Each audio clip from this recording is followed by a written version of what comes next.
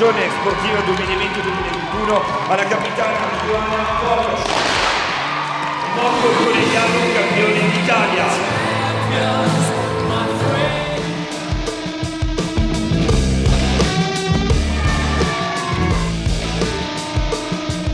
Super mega contenta, era uno degli obiettivi adesso che ci eravamo posti, siamo felicissime.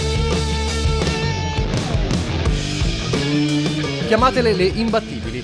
Gli aggettivi per le Pantere dell'Imoco sono quasi esauriti, ma quando metti in fila una striscia di 63 vittorie senza mai una sconfitta dal 2019, ci sono pochi altri termini da usare.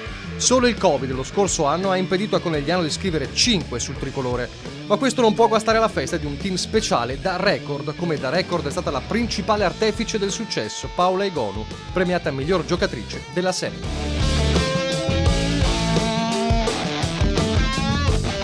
Dopo una stagione così lunga, dopo non so quanti mesi, perché abbiamo iniziato a luglio, arrivare qui a fine aprile carichi e sperare di non sbagliarne nemmeno una, abbiamo fatto un bellissimo cammino, credo che sia uno scudetto meritato. Onore delle armi all'avversaria di sempre, quella Igor Novara capace di far tremare Conegliano nella gara 1 già entrata nei libri di storia per intensità e lunghezza.